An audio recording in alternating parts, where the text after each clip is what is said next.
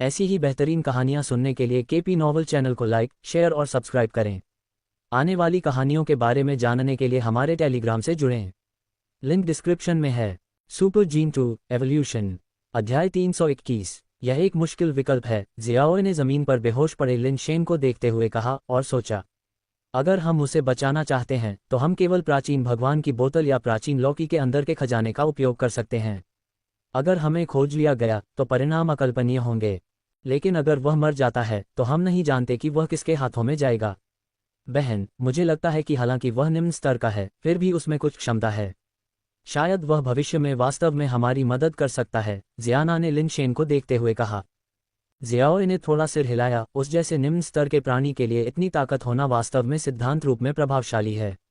अगर डीएस बड़ी ई जैसी प्रतिभा का सामना न होता तो वह वास्तव में एक अच्छा विकल्प होता, लेकिन बहन, अगर आप हिचकिचाती रहेंगी तो वह मर जाएगा, जियाना ने कहा, स्पष्ट रूप से लिन शेन को बचाने की ओर झुकाव रखते हुए।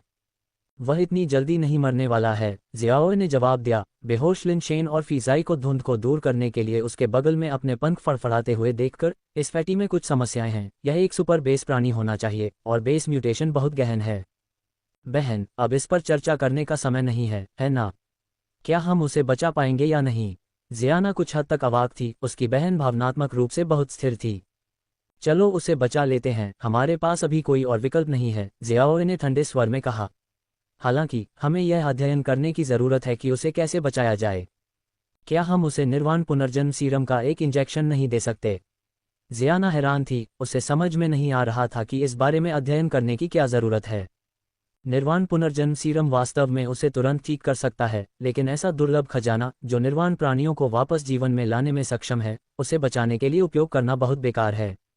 इसके अलावा निर्वाण पुनर्जन्म सीरम के प्रभाव बहुत मजबूत हैं। वह इसे पूरी तरह से अवशोषित नहीं कर पाएगा और अधिकांश प्रभाव उसके शरीर में ही रहेगा। अगर हम अपने दुश्मनों से भिड़ते हैं तो उनके लिए यह नोटिस करना आसान होगा, जियाओ ने कहा। लेकिन निर्वाण पुनर्जन्म सीरम के अलावा हमारे प्राचीन भगवान की बोतल या प्राचीन लौकी में कोई निम्न श्रेणी की औषधि नहीं है, जियाना ने कहा। इसलिए हमें उसे बचाने के तरीके का अध्ययन करने की आवश्यकता है, जियाओ ने लिन शेन को सोच समझकर देखते हुए कहा।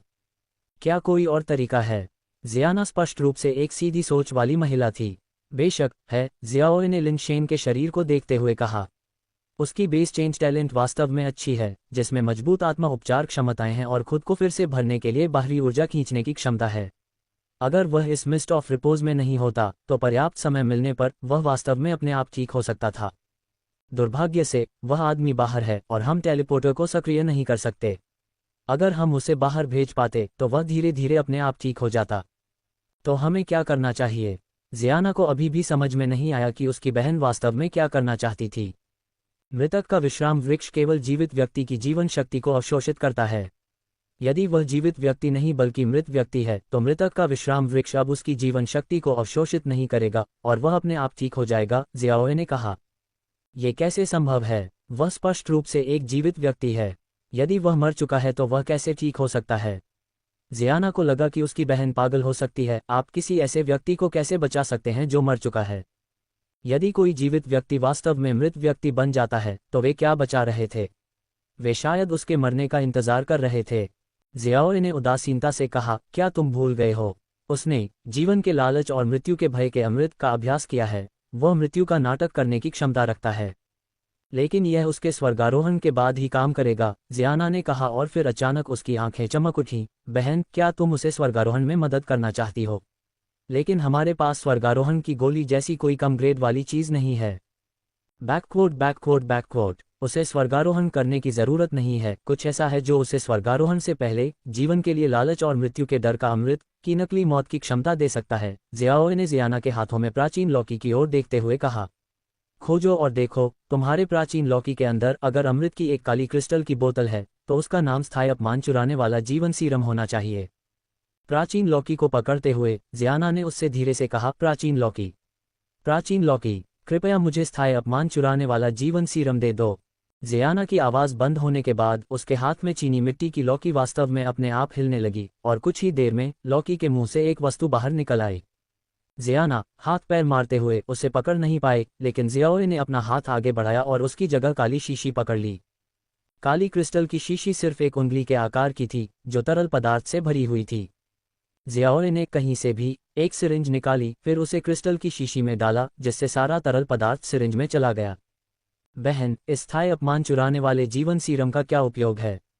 जियाना ने उत्सुकता से पूछा। ये प्राचीन युग से पहले एक दायरे के राजा द्वारा शोधित एक औषधि है, जो मुख्य रूप से स्वर्ग चोरी करने वाले जानवर के रूप में जाने जाने वाले निर्वाण प्राणी से बनाई गई है। मुझे याद है कि दायरे के राजा की शाही संगिनी में से एक ने मृत्यु का नाटक करने, दायरे के राजा को धोखा देने और फिर अपने प्रेमी के साथ पृथ्वी के छोर पर भागने के लिए स्थायी अपमान चोरी जीवन सीरम का इस्तेमाल किया था। हालांकि उसे अंततः पकड़ लिया गया और मार दिया गया। इससे पता चलता है कि सीरम काफी उपयोगी है, यहाँ तक कि दायरे के राजा को भी धोखा दिया गया था, जियाओ ने कहा जब वह लिन शेन के पास गई, उसके बगल में बैठ गई और सीधे उसके तुलनात्मक रूप से बरकरार नितंबों में सीरम इंजेक्ट किया, धीरे धीरे तरल को अंदर धकेल दिया। यह अच्छा है, यह उसे बचा सकता है और इसका पता लगाना आसान नहीं है। बहन, तुम वास्तव में होशियार हो। जियाना को लगा कि उसकी बहन अविश्वसनीय रूप से होशियार है। बेशक, मैं हूँ, जियाओ ने कहा जैसे कि यह एक तथ्य था, जबकि उसने खाली सिरिंज निकाली। लिन शेन के शरीर में सीरम इंजेक्ट किए जाने के बाद उसकी हालत अचानक असामान्य हो गई। उसकी सांस और दिल की धड़कन दोनों पूरी तरह से बंद हो गई और वह बिल्कुल मृत व्यक्ति की तरह लग रहा था, जिसमें जीवन के कोई लक्षण नहीं थे। लिन शेन के चारों ओर जो जीवन शक्ति बह रही थी, वह भी समाप्त हो गई और विश्राम की धुंध अब उससे चिपकी नहीं रही। देखो, क्या वह अब ठीक नहीं है? चलो बस उसके अपने आप ठीक होने का इंतजार करते हैं, जियाओ ने कहा और उसने अपने चेहरे पर गर्व के भाव के साथ सिरिंज रख दी। बहन, ये प्रभावशाली है कि आप चीजों को कैसे संभालती हैं। मुझे याद नहीं रहता कि प्राचीन लौकी के पास ऐसी औषधि थी, जियाना ने प्रशंसा भरे चेहरे के साथ कहा। ठीक है, चलो अब वापस चलते हैं इससे पहले कि हम बाहरी लोगों द्वारा देखे जाएं, जियाओ ने कहा, फिर एक पालतू कैप्सूल में बदल गया और खुद ही लिन शेन के बैग में वापस आ गया। जियाना ने भी ऐसा ही किया, एक पालतू कैप्सूल में बदल गया और बैग में वापस लुढ़क गया। लिन शेन, जिसे स्थायी अपमान चुराने वाले जीवन सीरम का इंजेक्शन लगाया गया था, वास्तव में एक लाश की तरह बेजान दिखाई दिया। अब उसकी जीवन शक्ति मृतक के विश्राम वृक्ष द्वारा नहीं खींची जा रही थी। हालांकि सीरम अपने आप में उतना सरल नहीं था जितना जियाओ ने कहा था, वह भी केवल आधी कहानी जानती थी। स्थायी अपमान चुराने वाले जीवन सीरम का इस्तेमाल वास्तव में एक बार एक दायरे के राजा की शाही पत्नी द्वारा एक नकली मौत की दवा के रूप में किया गया था, लेकिन यह मुख्य रूप से मौत का नाटक करने के लिए नहीं था। इसका असली प्रभाव ब्रह्मांडीय कानून को धोखा देना था, निर्वाण प्राणियों को ब्रह्मांडीय कानून की निगरानी के बिना निर्वाण स्तर को तोड़ने में मदद करना। यह एक ऐसी वस्तु थी जिसमें चोरी करने की असली शक्ति थी स्वर्ग। बैककोट लिन शेन को enduring humiliation stealing life serum का इंजेक्शन दिए जाने के बाद वह मृत प्रतीत हुआ। इसके कारण विकास सिद्धांत ने भी काम करना बंद कर दिया। स्वाभाविक रूप से एक मृत व्यक्ति का विकास जारी नहीं रह सकता था, फिर भी उसके विभिन्न जन्मजात कौशल काम करना बंद नहीं करते थे। Super base change, super base pattern और सुपर बेस रिकास्ट धीरे धीरे काम करते रहे और उनके टूटे हुए कवच और मांस की धीरे धीरे मरम्मत की जा रही थी और उन्हें फिर से बनाया जा रहा था। अमरता शास्त्र ने विकास सिद्धांत की जगह ले ली, जिससे लिन शेन का शरीर एक अजीबोगरीब स्थिति में आ गया। हालांकि उनमें जीवन के कोई लक्षण नहीं दिखे, लेकिन उनके अंग कठोर नहीं थे, जैसे कि समय ने लिन शेन पर अपना प्रभाव खो दिया हो। सुपर बेस चेंज के दौरान टूटे हुए कवच को तेजी से सख्त होने की प्रक्रिया पूरी करनी चाहिए थी, लेकिन वह पिघलने के चरण में रहा, न तो पीछे हटा और न ही अंतिम शीतलन चरण में प्रवेश किया। सुपर बेस पैटर्न ने दुनिया के बल को अवशोषित करना जारी रखा और मृतक के विश्राम वन के भीतर दुनिया का बल जो वह खींच सकता था वह सामान्य से कहीं अधिक था। सुपर रिकंस्टिट्यूशन ने बिना रुके काम करना जारी रखा, लिन शेन के घायल शरीर और कवच की मरम्मत और पुनर्निर्माण किया, लेकिन ये प्रक्रिया भी असामान्य रूप से धीमी हो गई। Enduring humiliation stealing life serum ने लिन शेन को इस नाजुक प्रक्रिया में रखा, अवशोषण, मरम्मत और पुनर्निर्माण के चक्र को अंतहीन रूप से दोहराया। बार बार मरम्मत और पुनर्निर्माण के बाद लिन शेन के शरीर और कवच में कुछ अजीब बदलाव हुए। आमतौर पर सुपर बेस चेंज पूरा होने के बाद रिकास्ट कवच सामान्य हो जाता था, लेकिन क्योंकि सुपर बेस चेंज खत्म नहीं हुआ था, इसलिए कवच उसी रिकास्ट अवस्था में रहा, जिसमें सुपर बेस पैटर्न द्वारा खींची गई दुनिया की ताकत बार बार मांस और कवच में डाली जा रही थी। जैसे जैसे समय बीतता गया, लिन शेन का मांस और कवच बार बार गढ़े और परिष्कृत होने के बाद अविश्वसनीय रूप से सख्त हो गए। हालांकि लिन शेन को बहुत पहले ही जाग जाना चाहिए था, लेकिन वह स्थायी अपमान चोरी जीवन सीरम के प्रभाव के कारण कोमा में रहा और अभी तक होश में नहीं आया था। स्थायी अपमान चोरी जीवन सीरम, जिसका उपयोग निर्वाण होने पर किया जाता है, ने केवल सहायक भूमिका निभाई, लेकिन इसके प्रभाव अभी भी एक उत्परिवर्ती के लिए बहुत अधिक प्रभावशाली थे और यह स्थिति तब तक जारी रहेगी जब तक कि सीरम के पूर्ण प्रभाव जारी नहीं हो जाते। सौभाग्य से वह मृतक के विश्राम वन में था, जहां विश्राम की धुंध छाई हुई थी। जब तक कोई उसके पास नहीं जाता उसे खोजना असंभव होगा। दिन कई हो गए और आखिरकार जियाओ और जियाना को एहसास हुआ कि कुछ गड़बड़ है। लिनशेन का शरीर पूरी तरह से ठीक हो गया था और बार बार फिर से ढाले जाने के बाद उसका कवच शानदार ढंग से चमकदार था, अशुद्धता के संकेत के बिना क्रिस्टल की तरह शुद्ध। कवच के भीतर रहस्यमय ग्लिफ सितारों की तरह चमक रहे थे। लेकिन लिनशेन बस जागने के लिए तैयार नहीं था, जीवन का एक भी संकेत नहीं था, मानो वह एक मृत व्यक्ति हो। बहन, वह अभी तक क्यों नहीं जागा? क्या कुछ गड़बड़ है? जियाना ने जियाओ की ओर देखते हुए, जो लिनशेन के शरीर की जांच कर रहा था, थोड़ी चिंता के साथ पूछा। उसका शरीर बिल्कुल सामान्य है, चोटें और कवच ठीक हो गए हैं और पहले से भी ज्यादा स्वस्थ हैं। वह अभी तक नहीं जागा है। इसका कारण ये हो सकता है कि स्थायी अपमान के प्रभाव बहुत मजबूत हैं और वह बहुत कमजोर है। चलो थोड़ा और इंतजार करते हैं, जियाओ ने शांत भाव से कहा। वह समझ नहीं पा रही थी कि लिनशेन के साथ क्या हो रहा है, इसलिए वह केवल जियाना को इस तरह से सांत्वना दे सकती थी। दोनों ने दिन ब दिन इंतजार किया, लेकिन लिनशेन फिर भी जागने में कामयाब नहीं हुआ। जैसे जैसे दिन बीतते गए, फेइज़ाई लिनशेन के पास ही रही। फिर एक दिन लिनशेन का शानदार चमकदार कवच अचानक तेजी से ठंडा हो गया, इतना चमकदार हो गया कि उसे सीधे देखना मुश्किल था। एक क्षण में उसमें से काली भाप उठी, मानो वह उसके शरीर की सारी अशुद्धियां बहा ले जा रही हो। लिनशेन का शरीर और कवच दोनों ही क्रिस्टल की तरह साफ और दोषरहित हो गए। शुद्धता के कारण ऐसा लग रहा था जैसे उनके आसपास की जगह मुड़ गई हो। क्रिस्टलीय रूप से गुजरने वाली नज़र भी टेढ़ी हो गई, जिससे उसमें प्रवेश करना असंभव हो गया। केवल एक ऐसा रूप रह गया जो सिल्वर क्रिस्टल की तरह टिमटिमा रहा था। हुश! लिनशेन ने अचानक गहरी सांस ली। उसका शरीर, जो अकड़ कर लेटा हुआ था, अचानक उठ गया और उसकी आंखें भी खुल गईं। जैसे ही लिनशेन जागा और सांस ली, अमरता शास्त्र ने काम करना बंद कर दिया और जन्मजात कौशल अब काम नहीं कर रहे थे। विश्राम की धुंध ने एक बार फिर लिनशेन के शरीर को घेर लिया, लेकिन उसे कोई असुविधा महसूस नहीं हुई। ऐसा लगता है कि ये मुझे ढूंढने में कामयाब नहीं हुआ। लिनशेन ने अपने आसपास का निरीक्षण किया, केवल व्यापक कोहरे को देख पा रहा था। क्या हो रहा है? लिनशेन ने पाया कि उसका कवच सिल्वर क्रिस्टल की तरह चमक रहा था, जो अभी भी सुपर बेस रूप में लग रहा था। उसने सुपर बेस चेंज को रोकने की कोशिश की, लेकिन पाया कि यह सक्रिय नहीं था। इस स्थिति ने लिनशेन को कुछ हद तक हैरान कर दिया। एक बार सुपर बेस चेंज बंद हो जाने के बाद उसके कवच को अपनी सामान्य स्थिति में वापस आ जाना चाहिए था, लेकिन अब उसके कवच की उपस्थिति स्पष्ट रूप से सुपर बेस चेंज के बाद की थी, फिर भी कुछ अंतर के साथ। लिनशेन ने जल्दी से अपनी घड़ी देखी और व्यक्तिगत जानकारी प्रदर्शित होने के बाद वह अंदर से खुश होने से खुद को रोक नहीं सका। M_VLMPO पर कहानियों का आनंद लें। उपयोगकर्ता सुपर बेस क्रिस्टल आधारित प्राणी विकसित करने योग्य। शक्ति 67+41। गति 41+41। कठोरता 41+41। कठोरता 41+41। बेस म्यूटेशन दर 100%। सैद्धांतिक जीवन शक्ति सीमा 400+400। Base change talent super base change, super base pattern, super base recast, super base form. Lin Shen ने पाया कि उसने सुपर बेस फॉर्म नामक एक नया बेस चेंज टैलेंट प्राप्त किया है, जो आश्चर्यजनक रूप से सक्रिय अवस्था में बना रहा। सुपर बेस फॉर्म, सभी विशेषताएं अपने वर्तमान स्तर की सीमा से बढ़ जाती हैं। सभी base change talent super base form के तहत बढ़ाए जाते हैं। सैद्धांतिक जीवन शक्ति सीमा दोगुनी हो जाती है और सुपर बेस फॉर्म मूल जीवन रूप की विशेषताओं को खो देता है। मूल जीवन रूप की विशेषताओं को खोने का क्या मतलब है, यह न समझने के अलावा इन कौशलों की अन्य विशेषताओं और विशेषताओं ने उसे अविश्वसनीय रूप से पागल महसूस कराया। यह असीमित सेलेस्टियल डिसेंट था, जो फीनिक्स मिस्टिक की तरह विवश हुए बिना वेई के फीनिक्स मिस्टिक से प्रतिस्पर्धा कर सकता था, जिससे यह अविश्वसनीय रूप से शक्तिशाली हो गया। लिनशेन ने तुरंत इसका परीक्षण किया। सुपर बेस फॉर्म में रहते हुए super base change, super base pattern और सुपर बेस रिकास्ट को सक्रिय किया। जन्मजात कौशल पहले की तुलना में काफी अधिक शक्तिशाली थे और केवल थोड़े से नहीं। हालांकि सुपर बेस चेंज के प्रभावों में वृद्धि के बावजूद ऊर्जा की खपत भी बहुत अधिक हो गई। सौभाग्य से सुपर बेस पैटर्न की विश्व बल से ऊर्जा प्राप्त करने की क्षमता भी मजबूत हो गई, जो मुश्किल से खपत के साथ बनी रही, हालांकि अवधि नहीं बढ़ी। फिर भी इसने लिनशेन को इतना उत्साहित कर दिया कि वह खुशी से उछल पड़ा। सुपर बेस फॉर्म में रहते हुए बेस चेंज टैलेंट का उपयोग करते हुए लिनशेन को लगा कि वह कोसिमो को दबा सकता है, जो सेलेस्टियल डिसेंट का उपयोग नहीं कर रहा था, यहां तक कि बलिदान हिलों पर भरोसा किए बिना भी। भले ही कोसिमो ने सेलेस्टियल डिसेंट का उपयोग किया हो, लेकिन उसके पास लड़ने का कोई मौका नहीं था। बेशक इसके लिए कौशल और उपकरणों की सहायता की आवश्यकता होगी। कुछ और परीक्षणों के बाद लिनशेन ने मूल जीवन रूप की विशेषताओं को खोने का मतलब मोटे तौर पर समझ लिया।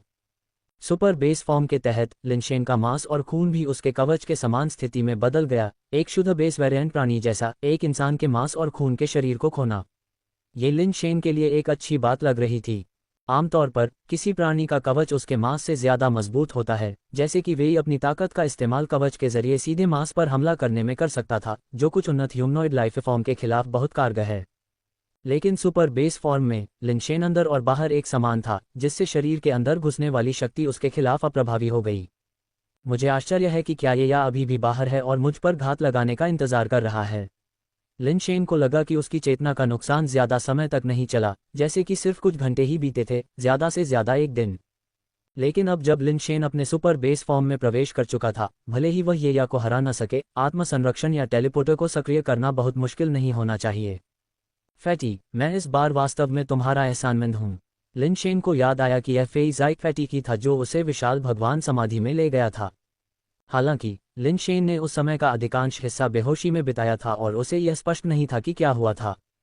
फेई ज़ाइक फैटीक ने खुशी से अपना छोटा सिर लिनशेन के गाल पर रगड़ा और फिर अपना मुंह खोला, लिनशेन पर चिल्लाया, जाहिर तौर पर यह संकेत देते हुए कि वह भूखा था।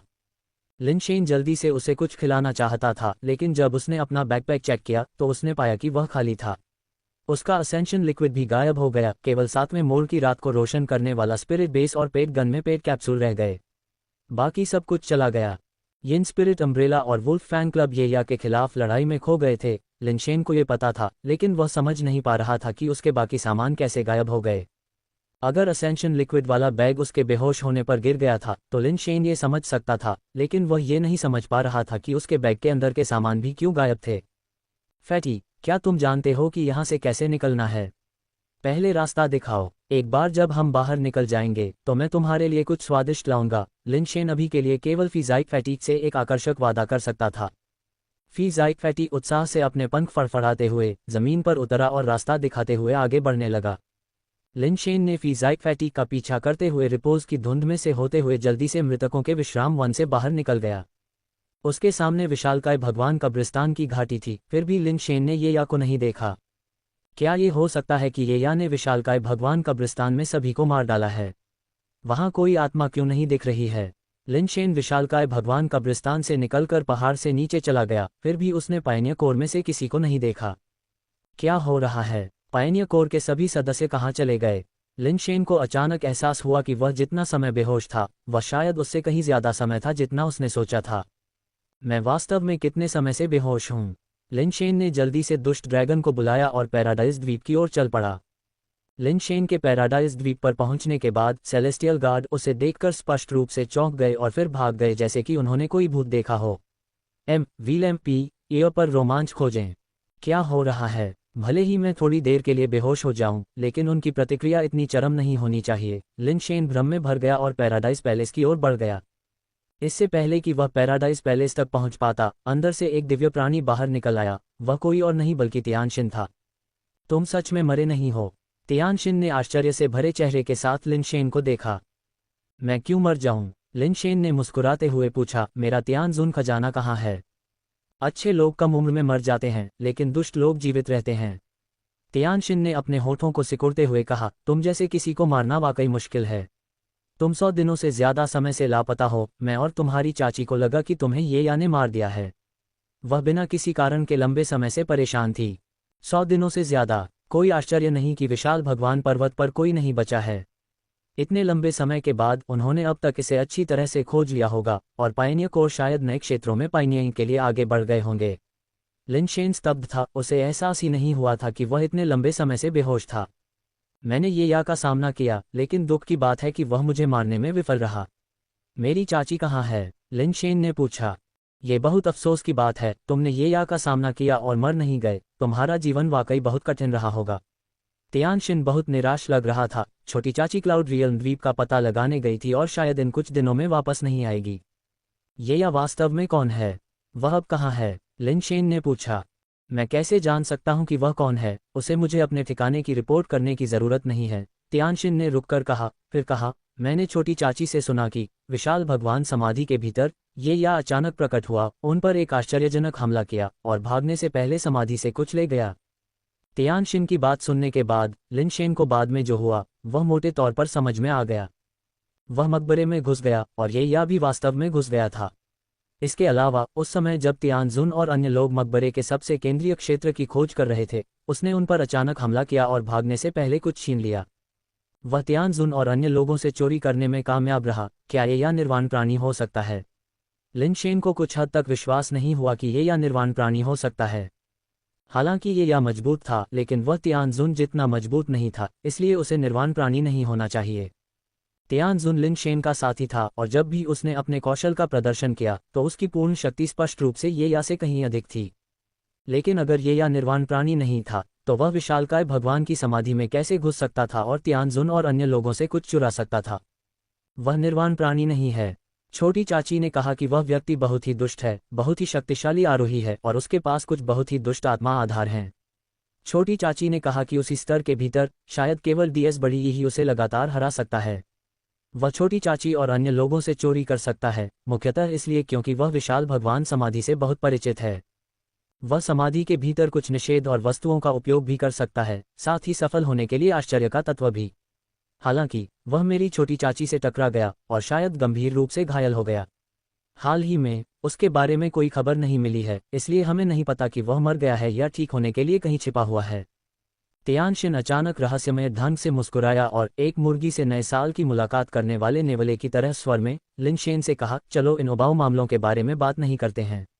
मेरे पास आपको दिखाने के लिए कुछ बढ़िया है। कौन सी बढ़िया चीज? लिन शेन को लगा कि तियानशिन कुछ अजीब था और अवचेतन रूप से 2 कदम पीछे हट गया। तियानशिन का उसके प्रति रवैया हमेशा से बहुत अच्छा नहीं रहा था, तो उसके पास उसे दिखाने के लिए कुछ बढ़िया क्यों होगा? तुम किस बात से डरते हो? मेरे पास तुम्हें दिखाने के लिए वाकई कुछ अच्छा है, मेरे साथ आओ। ये कहते हुए तियानशिन लिन शेन को पैराडाइज पैलेस में ले गया, फिर अपने कमरे में वापस भागा, कुछ निकाला, मुख्य हॉल में लौटा और बड़ी सावधानी से उसे लिन शेन के सामने रख दिया। क्या तुम जानते हो यह क्या है? तियानशिन ने लिन शेन से बात करते हुए गर्व और आत्मसंतुष्ट होकर उस वस्तु को थपथपाया। क्या ये हो सकता है? लिन शेन ने तियानशिन के हाथ में वस्तु को देखा, उसकी अभिव्यक्ति बहुत अजीब हो गई। वह इस वस्तु से बहुत परिचित था। यह उन 3 खजाने की पेटियों में से एक थी जिसे उसने रियल्म किंग ग्रह पर मूर्ति के सामने देखा था। ठीक है, ये प्राचीन क्षेत्र के राजा के 3 खजाने की पेटियों में से एक है। तुम्हें इसकी उम्मीद नहीं थी, है ना? क्षेत्र के राजा टॉवर के लिए अंतिम पुरस्कार 3 खजाने की पेटियां हैं। शीर्ष 3 रैंक वाले व्यक्ति प्रत्येक एक खजाना पेटी ले सकते हैं। बहुत बुरा हुआ तुम इतने लंबे समय से वापस नहीं आए और क्षेत्र के राजा टॉवर रैंकिंग के लिए प्रतिस्पर्धा करने का मौका चूक गए, तियानशिन ने कहा। जाहिर है वह बहुत गर्वित था। लिन शेन ने खुद से सोचा, जब तक तुम खजाने की पेटी नहीं खोलोगे, मुझे आश्चर्य है कि क्या तुम अभी भी हंस सकते हो। मुझे नहीं पता कि तियानशिन को कौन सी खजाने की पेटी मिली। अगर यह पहले 2 में से एक है, तो यह 7वां पुरस्कार है जिसे मैंने छोड़ा था। अगर यह आखिरी है, तो वह शायद क्रोधित होने वाला है। बिल्कुल भी बुरा नहीं है, तुम वास्तव में शीर्ष 3 में पहुंच गए। अन्य 2 कौन हैं और तुम्हें कौन सा स्थान मिला? लिन शेन ने उत्सुकता से पूछा। बेशक, जब मैं कोई कार्रवाई करता हूं तो मुझे पहले स्थान पर रखा जाता है। मेरे पीछे जो 2 मूर्ख हैं, उनमें से एक का नाम एओडे बियाओ है, वह अल्ट्रबन जनजाति से होगा। दूसरे का नाम वान किशन है, वह कोई इंसान ही होगा। क्या तुम उसे जानते हो? आज तियानशिन असामान्य रूप से धैर्यवान था, बिना किसी अधीरता के लिन शेन से बहुत सारी बातें कर रहा था। मैं उसे नहीं जानता। लिन शेन ने अपना सिर हिलाया। उसे पता था कि तियानशिन उसके दिमाग में क्या योजना बना रहा था। तियानशिन ने निश्चित रूप से अन्य 2 खजाने की पेटियों पर अपनी नजरें गड़ा रखी थीं, और चूंकि वह खुद मानव मां ग्रह पर जाने में असमर्थ था, इसलिए वह वान किशन में एक को पुनः प्राप्त करने के लिए लिन शेन की ताकत का लाभ उठाना चाहता था। हालांकि लिन शेन वान किशन को नहीं जानता था, उसने अनुमान लगाया कि वान किशन वान परिवार से होना चाहिए। वान परिवार जैसे प्रमुख कबीले के अलावा मानव मां ग्रह पर ऐसे बहुत कम परिवार थे जो किसी ऐसे व्यक्ति को विकसित कर सकते थे जो दायरे के राजा टॉवर में शीर्ष 3 में रैंक कर सकता था। इससे कोई फर्क नहीं पड़ता कि आप उसे नहीं जानते हैं। आखिरकार हम सभी इंसान हैं। आप बस मां ग्रह पर वापस आने पर उसे खोज सकते हैं। इस व्यक्ति को ढूंढना मुश्किल नहीं होना चाहिए। अभी तक किसी को नहीं पता है कि ये प्राचीन दायरे के राजा के खजाने की पेटियां हैं। अगर तुम संदूक वापस ले आओ, तो हम दोनों मिलकर अंदर के खजाने को साझा कर सकते हैं। उद्धरण चिन्ह। तियानशिन ने लिन शेन के कंधे पर हाथ रखते हुए दोस्ताना अंदाज में कहा, वैसे तुमने मुझसे जो चाबी उधार ली थी, उसे पहले मुझे वापस दे दो। लिन शेन जानता था कि तियानशिन के पास उसके प्रति इतना दोस्ताना व्यवहार करने का कोई कारण नहीं था। ये पता चला कि वह यहाँ उसका इंतजार कर रहा था। जो लोग शीर्ष 3 में रहे उन्हें केवल खजाने का संदूक मिला, लेकिन चाबी नहीं। ऐसा लग रहा था कि तियानशिन संदूक खोलने में असमर्थ था और उसकी नज़र उस पर थी। मैंने तुमसे कभी चाबी उधार कब ली? लिनशेन ने तियानशिन की ओर देखते हुए आश्चर्य से पूछा। जब हम पहली बार रियल्म किंग प्लैनेट पर मिले थे तो मैंने इसे तुम्हें उधार दिया था, साथ ही एंजल रिवॉल्वर भी। क्या तुम भूल गए हो? तियानशिन ने धैर्यपूर्वक समझाया, हमारे रिश्ते के अनुसार तुम्हें चाबी मुझे वापस दे देनी चाहिए। जब मैं खजाने का संदूक खोलूंगा और तुम्हारे साथ उसका एक हिस्सा बांटूंगा, तब हम मिलकर बाकी 2 संदूक वापस पा सकते हैं। साथ मिलकर हम नई ऊंचाइयों पर पहुंचेंगे। ओह, वह चाबी, क्या वह वही नहीं थी जो मैंने वापस ली थी? मैंने उसे उधार नहीं लिया था, लिनशेन ने अचानक एहसास का दिखावा करते हुए कहा। तियानशिन के चेहरे पर मुस्कान एक पल के लिए रुक गई, लेकिन वह जल्दी से एक स्वाभाविक मुस्कान में लौट आया और बोला, ये लेना और नहीं लेना क्या है? हम सभी भाई और दोस्त हैं। आइए भविष्य में आपसी लाभ के लिए मिलकर काम करें, हमारे पास बहुत समय है। नहीं, हम भाई या दोस्त नहीं हैं, मैं शादी से तुम्हारा चाचा हूं और तुम मेरे भतीजे हो। हम मजाक कर सकते हैं, लेकिन हम अपने परिवार की स्थिति को खराब नहीं कर सकते, लिनशेन ने गंभीरता से कहा। लिनशेन, क्या तुम सच में वह चेहरा फेंक दोगे जो मैं तुम्हें दे रहा हूं? तियानशिन का चेहरा काला पड़ गया क्योंकि वह अचानक खड़ा हो गया और लिनशेन की नाक की ओर इशारा करते हुए उसे डांटा। तो तुम्हें अब चाबी नहीं चाहिए? लिनशेन ने उदासीनता से कहा। तियानशिन ने उपहास किया, मैं एक मित्र के रूप में आपके साथ इस पर सौहार्दपूर्ण ढंग से चर्चा करना चाहता था, लेकिन ऐसा लगता है कि मेरी दयालुता को कमजोरी समझ लिया गया है।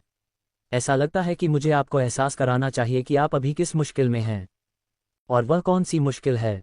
लिनशेन ने तियानशिन की ओर देखते हुए पूछा।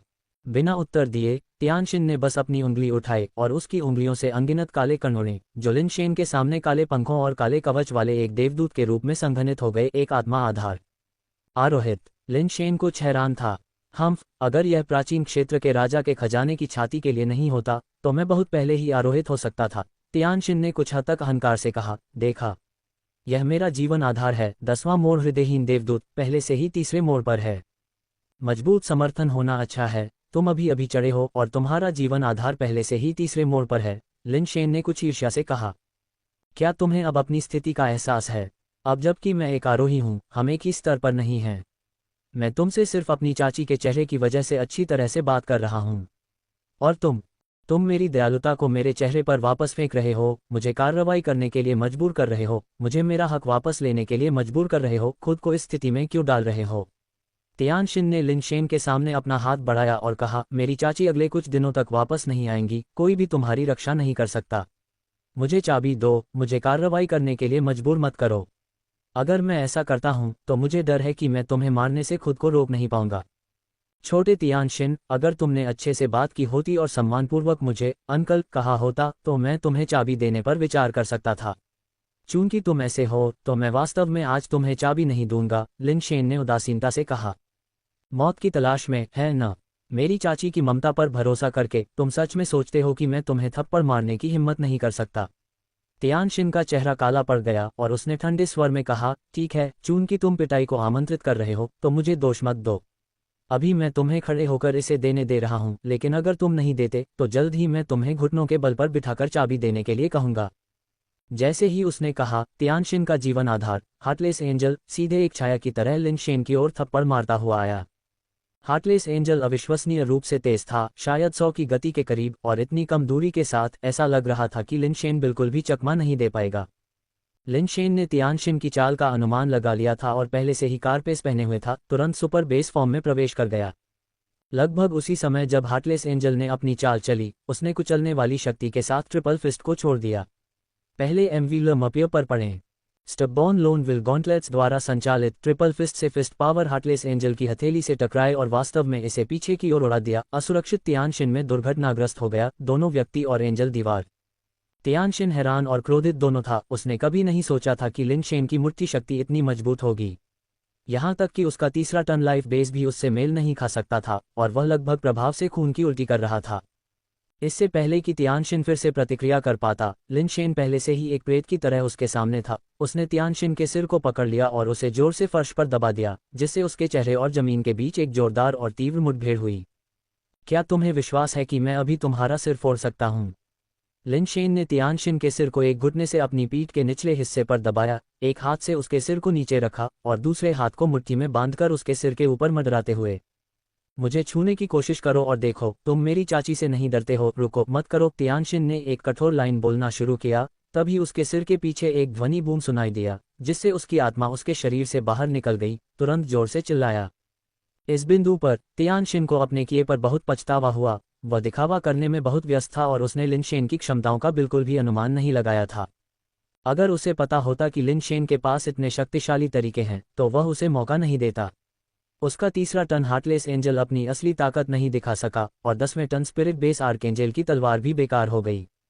अगर तियानशिन लिनशेन के सामने इतना घमंडी नहीं होता, अगर वह अधिक सतर्क होता, अगर उसने अपने कौशल का सही तरीके से इस्तेमाल किया होता, तो वह लिनशेन द्वारा उनके पहले आदान प्रदान में नहीं पकड़ा जाता। लिनशेन केवल उसे डराने की कोशिश कर रहा था और उसने अपनी मुट्ठी उसके सिर के पास पटक दी, जिससे फर्श पर गड्ढा हो गया। अगर तुम्हें चाबी चाहिए तो मुझे सम्मानपूर्वक चाय पिलाओ और मुझे अंकल कहो, मैं तब इस पर विचार करूंगा। अगर तुमने अगली बार फिर से मेरा अपमान किया तो मैं अपनी चाची की ओर से तुम्हें सिखाऊंगा कि जूनियर की तरह कैसे व्यवहार करना चाहिए। लिनशेन ने तियानशिन को छोड़ दिया और खड़ा हो गया। तियानशिन उछल पड़ा, अपने और लिनशेन के बीच दूरी बनाते हुए तेजी से आर्कहेल की तलवार खींची और चेहरे के ऐसे बदलाव के साथ जिसे अद्वितीय माना जा सकता था, उसने लिनशेन पर तलवार तानते हुए शाप दिया, तुम कचरे के टुकड़े, आज मैं तुम्हें मार डालूंगा और इससे कोई फर्क नहीं पड़ेगा कि कौन आता है, यहाँ तक कि स्वर्गीय पिता भी तुम्हें नहीं बचा सकते। जैसे ही उसने ये कहा, तियानशिन के हाथ में आर्कहेल की तलवार भयानक पवित्र प्रकाश के साथ फूट पड़ी, जो तुरंत प्रकाश की किरण में बदल गई और लिनशेन पर टूट पड़ी। बेस टैलेंट की वृद्धि के साथ आर्कएंजल की तलवार का 10वां मोड़ गति और शक्ति दोनों में एक अत्यंत भयानक स्तर पर पहुंच गया था। आर्कएंजल की तलवार इतनी शक्तिशाली क्यों थी, इसका कारण यह था कि इसमें स्वाभाविक रूप से डबल लाइफ बेस टैलेंट था। प्रतिभाओं में से एक को आर्कएंजल का निर्णय कहा जाता था, जो गति और शक्ति को दोगुना कर सकता था और विनाशकारी शक्ति को चौगुन कर सकता था। दूसरी प्रतिभा को अमर तलवार शरीर के रूप में जाना जाता था, जिसका अर्थ था कि आर्कएंजल की तलवार को चाहे जितनी भी बार नष्ट किया जाए, ये खुद को एक तलवार में बदल सकती थी और इसे वास्तव में नष्ट करना लगभग असंभव था। जबरदस्त हमला करने की शक्ति और लगभग अजेयता ने आर्कएंजल की तलवार को सबसे शक्तिशाली आक्रामक जीवन आधारों में से एक बना दिया। यदि इसे एंजल पुनर्जन्म की खेती करने वाले एक आरोही के साथ जोड़ा जाए और अपने स्वयं के अनूठे सहज कौशल को जोड़ा जाए, तो आर्कएंजल की तलवार की विस्फोटक शक्ति आरोही के बीच सबसे ऊपर रैंक कर सकती है और यहाँ तक कि निर्वाण प्राणी को मारने की बाधाओं को भी उलझ सकती है। दुर्भाग्य से तियानशिन का अभ्यास किया गया विकास कौशल एंजल पुनर्जन्म नहीं था, जिससे वह आर्कएंजल की तलवार को विशेष कौशल प्रदान करने में असमर्थ हो गया। फिर भी आर्कएंजल की तलवार से इस प्रहार की विनाशकारी शक्ति पहले से ही कोसिमो की शक्ति से आगे निकल गई थी जब वह आकाशीय वंश की स्थिति में था। लिनशेन ने अनुमान लगाया था कि यह बच्चा तियानशिन इतनी आसानी से हार नहीं मानेगा और उसने एक धातु के स्तंभ के सामने खुद को खड़ा करते हुए गुप्त रूप से अपने सहज कौशल को सक्रिय कर लिया था। आर्कएंजल की तलवार बेहद तेज थी, लेकिन लिनशेन ने देखा कि तियानशिन का प्रहार वास्तव में उसे मारने के उद्देश्य से नहीं था, बल्कि उसके कंधे पर निशाना साध रहा था। जिस क्षण आर्कएंजल की तलवार ने उस पर वार किया, लिनशेन की हरकतें एक सपने की तरह थीं, विचित्र विस्थापन में बचाव करने वाले युद्धाभ्यास को अंजाम देते हुए और आर्कएंजल की तलवार के हमले से बाल बाल बच गए। हाइटन स्पिरिट बेस का उपयोग करने वाले लो टर्न असेंडर के साथ एक बुनियादी समस्या थी। असेंडर की प्रतिक्रिया समय और धारणा अक्सर उच्च टर्न की गति के साथ नहीं रह पाती थी, जिससे नियंत्रण संबंधी समस्याएं होती थीं। ये किसी ऐसे व्यक्ति की तरह है जिसने अभी अभी गाड़ी चलाना सीखा है, भले ही उन्हें एक सुपरकार दी जाए, फिर भी उन्हें उच्च गति पर गाड़ी चलाते समय जटिल युद्धाभ्यास करना मुश्किल लगेगा। यदि यह एक साधारण 10वां टन स्पिरिट बेस होता तो तियानशिन को इसे एक सभ्य सीमा तक नियंत्रित करने में सक्षम होना चाहिए था, लेकिन आर्कएंजल की तलवार की दोगुनी गति के साथ ये तियानशिन की दृश्य तीक्ष्णता और प्रतिक्रिया समय के लिए बहुत तेज था। आर्कएंजल की तलवार के निशाने से चूक जाने के बाद तियानशिन समय पर प्रतिक्रिया नहीं कर सका और तलवार सीधे लिनशेन के पीछे धातु के स्तंभ में जा गिरी। लगता है तुम सच में इसके लिए कह रहे हो, लिनशेन ने कहा। उसकी हरकतें भ्रामक थीं, चमकदार और चमकदार कवच के साथ वह तुरंत तियानशिन के सामने आ गया। यह नरक के समान अवैज्ञानिक है, तियानशिन ने चौंक कर कहा। लिनशेन की गति उससे भी अधिक तेज थी, एक 3rd टन एस्कैंडर।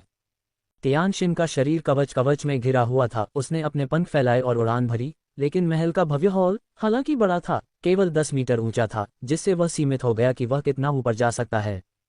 लिनशेन ने शालीनता से आगे बढ़ते हुए तियानशिन के पीछे करीब से उड़ान भरी। तियानशिन बाएं और दाएं मुड़ा, ऊपर चढ़ा और नीचे उतरा, हवा में चरम युद्धाभ्यास किया, लेकिन ये देखकर भयभीत हो गया कि वह लिनशेन को नहीं हिला सकता। लिनशेन हवा में उसके पीछे पीछे रहा और एक हाथ से तियानशिन के सिर के पिछले हिस्से को पकड़ लिया, उसे आसमान से नीचे दबा दिया। धमाका! तियानशिन का चेहरा फिर से फर्श से टकराया, उसके चेहरे का कवच टूट गया, जिससे उसका चेहरा बहुत विकृत हो गया, जो उसकी सामान्य सुंदरता और शान से रहित था। वह अपनी अभिव्यक्ति पर पूरी तरह से नियंत्रण खो बैठा। असंभव! तुम एक म्यूटेटर, तुम ऐसा कैसे कर सकते हो?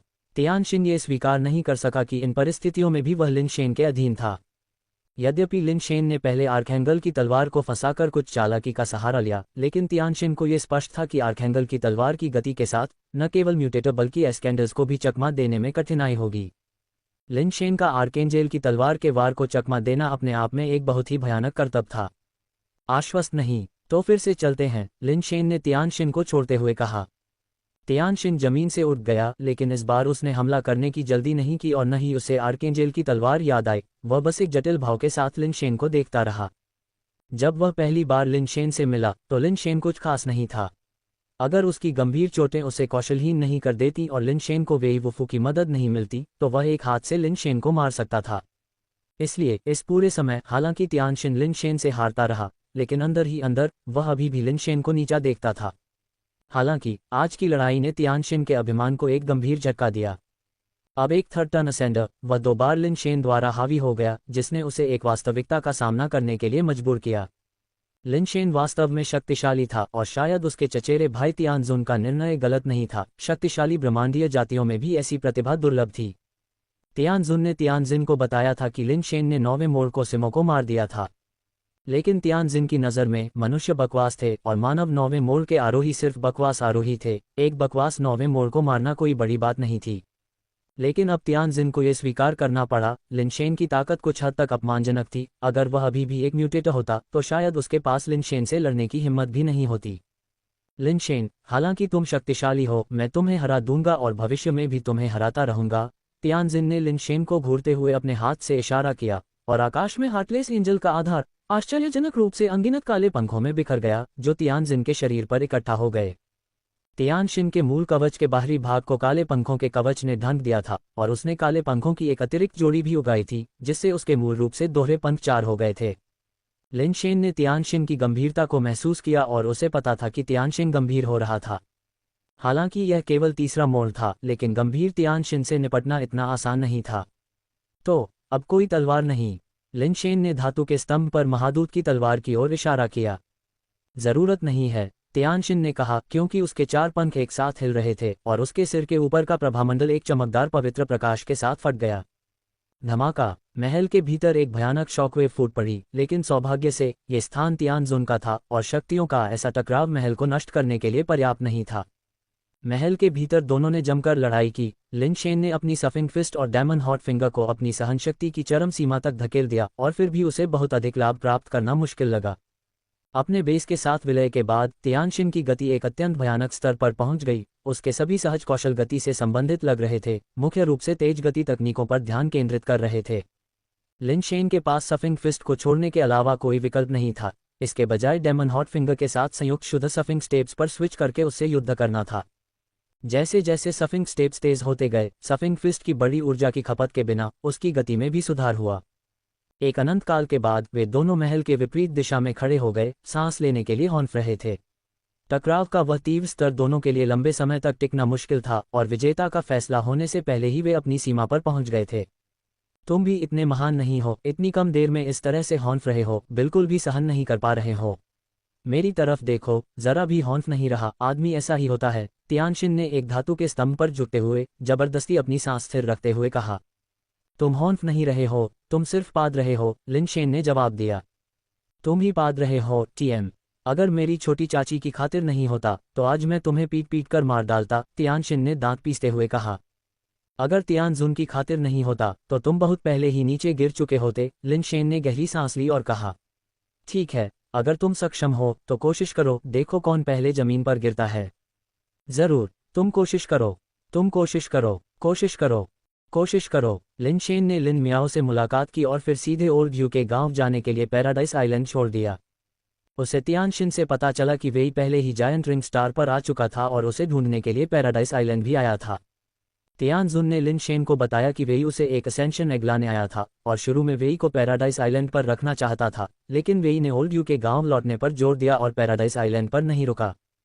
तियानजुन ने वेई को लिन शेन के दुर्भाग्य की संभावना के बारे में भी बताया, लेकिन वेई ने इस पर विश्वास नहीं किया। उसने कहा कि वह लिन शेन की वापसी के लिए गांव में इंतजार करेगा। लिन शेन अब बस जल्द से जल्द वेई से मिलना चाहता था और फिर युन को लेने के लिए मीडू स्टार जाना चाहता था। युन जायंट रिंग स्टार से दूर टेलीपोर्ट हो गया था और केवल मीडू स्टार पर ही हो सकता था, लेकिन चूंकि लिन शेन 100 दिनों से अधिक समय से बेहोश था, इसलिए उसे नहीं पता था कि युन अभी भी वहां उसका इंतजार कर रहा है या नहीं। ओल्ड यू के गांव में लौटने पर लिन शेन को देखकर ओल्ड यू की प्रतिक्रिया ऐसी थी मानो उसने कोई भूत देखा हो। फिर भी चतुर होने के कारण ओल्ड यू के आश्चर्य की झलक जल्दी ही मुस्कान में बदल गई। लॉर्ड लिन, बाहर अफवाहों के अनुसार आपकी मृत्यु विशाल भगवान कब्रिस्तान में हुई थी, लेकिन मैंने कभी उन पर विश्वास नहीं किया। मैंने इतने साल जिए हैं और अनगिनत लोगों को देखा है और आपके चेहरे पर बहुत किस्मत है। आप कम उम्र के व्यक्ति नहीं हैं। देखो, मैं सही था, तुम वापस आ गए हो और पहले से भी बेहतर दिख रहे हो। तुम अभी भी होशियार हो, ओल्ड यू, लिन शेन ने विनम्रता से जवाब दिया और फिर पूछा, मेरा दोस्त यहाँ है न? हाँ हाँ हाँ, जब वह आया तो मैं व्यक्तिगत रूप से उसे लेने गया था। वह इन दिनों मेरे साथ रह रहा है और मैं उसकी अच्छी देखभाल कर रहा हूँ, आप निश्चिंत रह सकते हैं। मैंने उसे आज बाहर आते नहीं देखा, उसे अभी भी घर में होना चाहिए। मैं तुम्हें वहां ले चलूंगा, ओल्ड यू ने जल्दी से कहा। लिन शेन उस पत्थर के घर में पहुंचे जहां वेई रह रहे थे। उन्होंने दरवाजा खटखटाया और जैसे ही दरवाजा खुला, वहां वेई वुफू खड़े थे, जिन्हें उन्होंने लंबे समय से नहीं देखा था। वेई, एक विदेशी दुनिया में होने के नाते एक पुराने दोस्त को फिर से देखकर लिन शेन भावुक हो गए। मत रो, कोई टिश्यू नहीं है, वेई ने कहा। रोना, बकवास। लिन शेन हंसे और रोए, वह केवल थोड़ा भावुक हुए और रोने का उनका कोई इरादा नहीं था। वेई की टिप्पणी ने लिन शेन को कुछ बचकाना सा बना दिया। ये लो, तुम्हारा सामान। ओल्ड यू को दूर भेजने और पत्थर के घर का दरवाजा बंद करने के बाद वेई ने लिन शेन को एक डिब्बा दिया। वेई वुफू के स्वभाव को जानते हुए लिन शेन ने ज्यादा कुछ नहीं कहा। एक 5 तत्व फल और एक 5 तत्व वृक्ष राजा फल निकाला और उन्हें उसे सौंप दिया। इन्हें खाओ, ये तुम्हारे गुणों को बढ़ाएंगे। सौभाग्य से ये फल पैराडाइज पैलेस में उनके अपने कमरे में छोड़ दिए गए थे। उन्हें विशाल भगवान कब्रिस्तान में नहीं ले जाया गया था, अन्यथा शायद उन्हें भी संरक्षित नहीं किया जाता। बिना किसी बकवास के वेई ने फल ले लिए और तुरंत दोनों को एक साथ निगलना चाहा। जल्दी मत करो, इसे अभी खाओ और दूसरे को अपने स्वर्गारोहण के बाद लिन शेन ने जल्दी से वेई को रोक दिया। ये सुनने के बाद वेई ने नियमित 5 तत्व फल वापस फेंक दिया और 5 तत्व निगल लिया वृक्ष राजा फल। तुम चढ़ गए हो, लिन शेन अचंभित रह गया, लेकिन फिर उसे तुरंत समझ में आ गया। 100 दिनों से अधिक समय तक बेहोश रहने के बाद वेई का चढ़ना सामान्य बात थी। वेई ने सिर हिलाया और अपने जीवन आधार को बुलाया। वेई का जीवन आधार बहुत अजीब लग रहा था। वास्तव में एक सफेद वस्त्र जो क्रिस्टल रेशम की तरह बुना हुआ था और बिना सीम के, जैसे कि आकाशीय हो। ये किस तरह का जीवन आधार है? इसका उपयोग किस लिए किया जाता है? लिन शेन ने उत्सुकता से पूछा, क्योंकि उसने हवा में तैरते हुए नर्म सफेद वस्त्र की जांच की। ये पहली बार था जब उसने इस तरह का जीवन आधार देखा था। नाम, सफेद वस्त्र, आधार प्रतिभा। सफेद वस्त्र पर वेई वुफू ने सीधे लिन शेन को आधार प्रतिभा के प्रभावों के बारे में बताया। आम लोग आसानी से अपने आधार प्रतिभाओं को किसी को नहीं बताते, उन्हें डर होता है कि उन्हें निशाना बनाया जा सकता है। वेई वुफू इसके बारे में बहुत स्पष्ट था, जिसने वास्तव में दिखाया कि उसके पास लिन शेन के खिलाफ कोई बचाव नहीं था। मैंने सिर्फ येलो रोब अपॉन के बारे में सुना है, आपके लिए यह व्हाइट रोब अपॉन कैसे है? लिन शेन ने बोलते हुए हंस दिया। बहुत बढ़िया, वेई वुफू ने कहा। जारी रखें, लिन शेन ने वेई वुफू से आग्रह किया, ये जानने के लिए उत्सुक कि उसका दूसरा लाइफ बेस क्या था। बस इतना ही, वेई वुफू ने अपना सिर हिलाया। बस इतना ही, ये कैसे हो सकता है? मैं आपके दूसरे लाइफ बेस के बारे में बात कर रहा हूँ। मुझे दिखाओ, क्या तुम अब भी मुझसे रहस्य छिपा रहे हो? लिन शेन ने सोचा कि वेई वुफू ने उसे नहीं समझा है और फिर से समझाया। नहीं, वेई वुफू ने फिर से अपना सिर हिलाया। नहीं। लिन शेन ने वेई वुफू को देखा, एक लंबे समय के लिए अवाक। उसे अंदाजा हो गया था कि क्या हो रहा था। वेई वुफू के पास डबल लाइफ बेस नहीं था, इसलिए केवल एक ही संभावना थी, उसने आरोहण के लिए प्राइमवल अंडे का उपयोग नहीं किया था।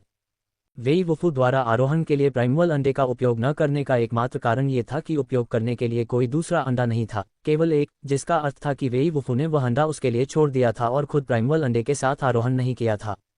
अप्रत्याशित। वेई वुफू झूठा नहीं था, और जब उसने वे दो शब्द कहे तो यह उसके बोलने के सामान्य तरीके से पूरी तरह से अलग था। लिन शेन ने बिना कुछ कहे वेई वुफू को देखा, क्योंकि अब जो कुछ भी कहा गया वह अजीब लग रहा था, अनावश्यक। वेई वुफू ने एक जीवन आधार को पूरी तरह त्याग दिया था, जो आरोही के लिए एक जीवन का बलिदान करने से अलग नहीं था। एक कम जीवन आधार का मतलब मौत की लड़ाई में कम से कम एक कम आधार प्रतिभा थी, और वह मामूली अंतर जीवन और मृत्यु के बीच का अंतर हो सकता है। यदि ये लिन शेन होता तो वह निश्चित रूप से किसी और को प्राइमल एग देने के लिए तैयार नहीं होता, फिर भी वेई वुफू ने ऐसा किया, जैसे कि यह सबसे सामान्य बात हो, और खोजे जाने के बाद थोड़ा शर्मिंदा भी लग रहा था। लिन शेन उस पल जो महसूस कर रहा था उसे बयां नहीं कर सकता था। वेई वुफू ने बार बार एक प्रजाति के रूप में लोगों की अपनी समझ को फिर से परिभाषित किया। एक व्यक्ति वास्तव में अच्छा है, अद्वितीय है, इस दुनिया में कोई समान नहीं है। लिन शेन मुस्कुराया, लेकिन अंदर ही अंदर उसने चुपचाप कसम खाई वह इस एहसान का बदला नहीं चुका सकता।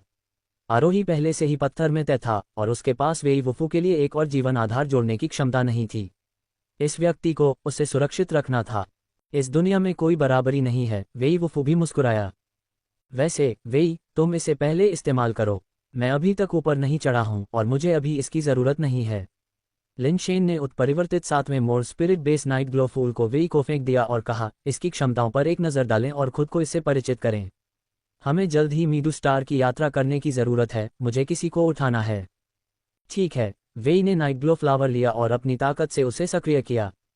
नाइट ग्लो फ्लावर तुरंत 7 रंगों वाली चमक में फूट पड़ा, जो किसी परी कथा के राज्य से एक स्वप्निल फूल की तरह दिखाई दे रहा था।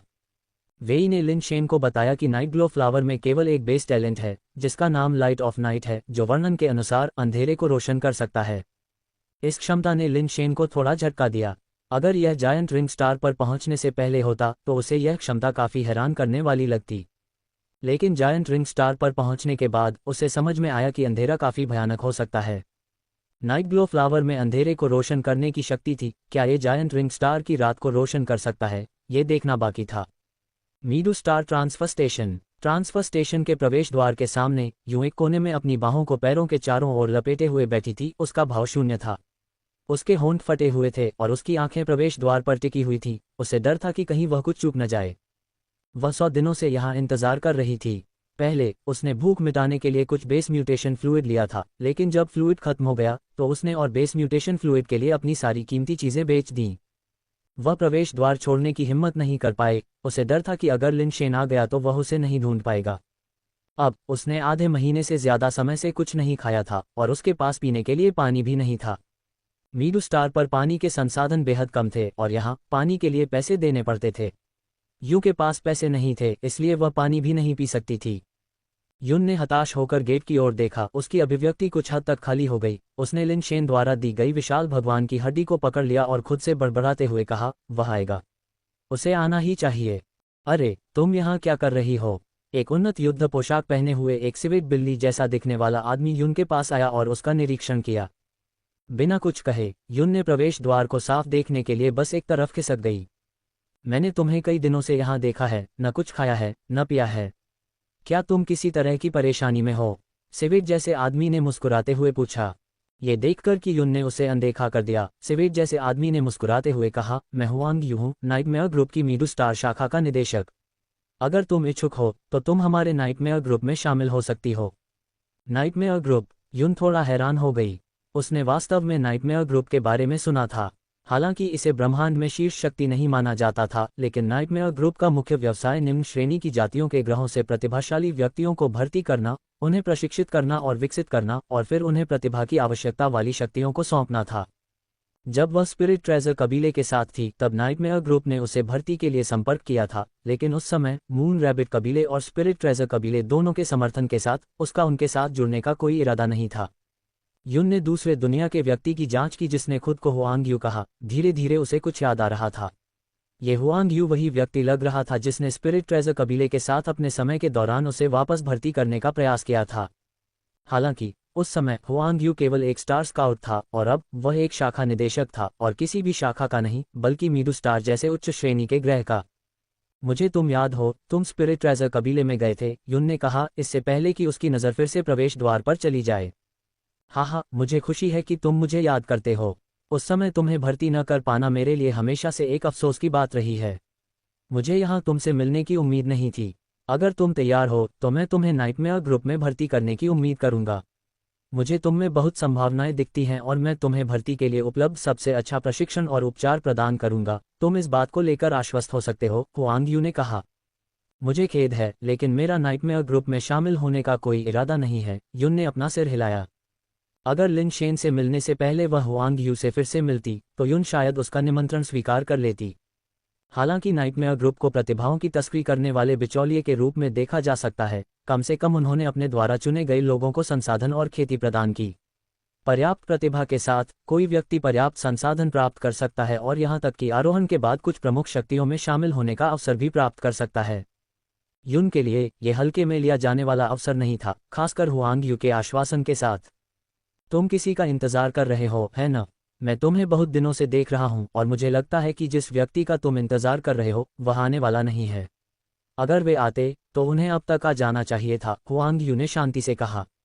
मैं तुमसे वाकई बहुत प्रभावित हूं और मुझे तुमसे बहुत उम्मीदें हैं, नहीं तो इतने सालों बाद मैं तुम्हें एक नज़र में पहचान नहीं पाता। तुम्हारी प्रतिभा को दफन नहीं किया जाना चाहिए। अगर तुम तैयार हो तो मैं तुम्हें एक शीर्ष स्तरीय प्रशिक्षु अनुबंध दे सकता हूं और तुम्हें विशेष रूप से प्रशिक्षित करने के लिए एक उपयुक्त कोच नियुक्त कर सकता हूं।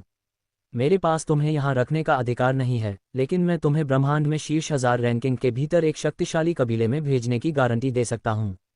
इस पर विचार करो और मुझे एक मौका दो और खुद को भी एक मौका दो। जैसे ही उसने बात की, हुआंग यू ने बेस म्यूटेशन फ्लूइड से भरी एक बोतल रख दी। पहले तुम्हें कुछ खा लेना चाहिए। मैं कल फिर तुमसे मिलने आऊंगा, हुआंग यू ने कहा, फिर मुड़कर चला गया। अगले दिन जब हुआंग यू वापस आया तो उसने देखा कि यूं अभी भी दीवार के सहारे बैठा हुआ है और ट्रांसफर स्टेशन के गेट को घूर रहा है। यू के सामने बेस म्यूटेशन फ्लूइड की बोतल बरकरार थी, ढक्कन नहीं खोला गया था, यहां तक कि छुआ भी नहीं गया था। तुमने बेस म्यूटेशन फ्लूइड पी लिया है न? अगर तुम नाइटमेयर ग्रुप में शामिल नहीं होना चाहते तो कोई बात नहीं, यह मेरी तरफ से एक निजी उपहार है, हुआंग यू ने कहा। यू ने बस अपना सिर हिलाया, धन्यवाद, मुझे इसकी जरूरत नहीं है।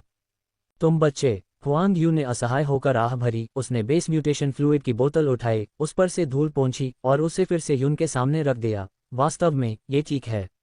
मैं बस एक युवा व्यक्ति को ऐसी स्थिति में गिरते हुए नहीं देखना चाहता जिसकी मैं प्रशंसा करता हूं। यदि आप ऐसा करते रहे तो आप मर जाएंगे।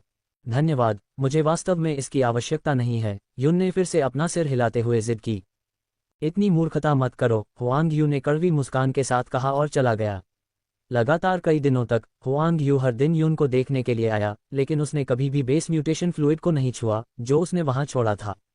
युन की हालत बहुत खराब हो गई थी, वह गंभीर भूख और निर्जलीकरण से पीड़ित थी। जबकि यह बेस वेरिएंट जीवों के लिए कोई समस्या नहीं थी, ये कार्बन आधारित जीवन रूपों के लिए घातक था। युन हड्डियां और त्वचा बन गई थी, उसका रंग मोम जैसा हो गया था और उसके होंठ फटे और सूखे थे जिस पर खून की धारियां हल्की सी दिखाई दे रही थीं। कुछ दिन पहले जब हुआंग यू आया था तब भी युन ने उसके साथ कुछ शब्दों का आदान प्रदान किया था। अब जब हुआंग यू वापस आया तो युन अब बोल नहीं रही थी। ऐसा नहीं था कि वह हुआंग यू को जवाब नहीं देना चाहती थी, लेकिन वह बोलने के लिए बहुत कमजोर थी।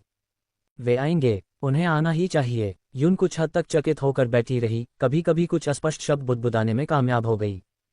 क्या मूर्ख है, आखिर तुम किसका इंतजार कर रही हो? क्या वह इसके लायक है? मेरी बात सुनो, इस दुनिया में कोई भी ऐसा नहीं है जिसका इंतजार मरने तक किया जाए, जिंदा रहना सबसे महत्वपूर्ण है, हुआंग यू ने कहा। उसने आह भरते हुए आधी मरी हुई युन को देखा जो अभी भी यहाँ अपनी स्थिति की रक्षा कर रही थी। युन ने कुछ नहीं कहा, उसकी पलकें मुश्किल से उठ रही थीं, फिर भी उसने खुद को जगाए रखने के लिए मजबूर किया, ट्रांसफर स्टेशन के गेट को देखती रही। हुआंग यू कुछ और कहना चाहता था, लेकिन अचानक उसने युन की आंखें चौड़ी होते देखी, उसकी आंखों में बेजान नजर अचानक रोशनी से भर गई। युन ने खड़े होने के लिए संघर्ष किया, लेकिन उसकी बाहें जवाब दे गईं और वह वापस जमीन पर गिर गई। वह बहुत कमजोर थी। इसके बावजूद युन ने फिर से उठने की कोशिश की, उसकी आंखें रोशनी से भरी हुई थीं। वह आगे बढ़ी और लड़खड़ाते हुए आगे बढ़ी जैसे कि उसने स्वर्ग के द्वार देख लिए हों। अचानक उसकी आंखों के सामने सब कुछ अंधेरा हो गया और वह आगे गिर गई। जब हुआंग यू ने उसकी मदद करने के लिए हाथ बढ़ाया तो एक और आकृति पहले ही आगे बढ़ चुकी थी और युन को जमीन पर गिरने से पहले ही पकड़ लिया। हुआंग यू ने भौहें सिकोड़ते हुए उस व्यक्ति का आकलन किया जो युन को गले लगा रहा था, जो एक युवा मानव पुरुष निकला। क्या आप उसे जानते हैं? हुआंग यू ने सबसे पहले पूछा। वह मेरा इंतजार कर रही है, लिन शेन ने हुआंग यू के प्रति कोई दुश्मनी नहीं दिखाते हुए कहा। हुआंग यू की जांच एक सामान्य प्रतिक्रिया थी जो किसी भी व्यक्ति की हो सकती है। क्या आप उसका नाम जानते हैं? हुआंग यू ने आगे कहा। युन, लिन शेन ने बेस म्यूटेशन फ्लूइड की एक छोटी बोतल निकालते हुए जवाब दिया। बहुत सावधानी से उसने इसे युन के होठों तक लाया और उसके गले में डाल दिया। हुआंग यू ने थोड़ा सिर हिलाया। युन के पहले के व्यवहार को देखते हुए ऐसा लगा कि यह आदमी वही है जिसका वह इंतजार कर रही थी।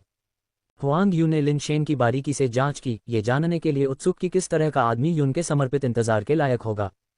वह कुछ खास नहीं लग रहा था, बस एक मानव पुरुष।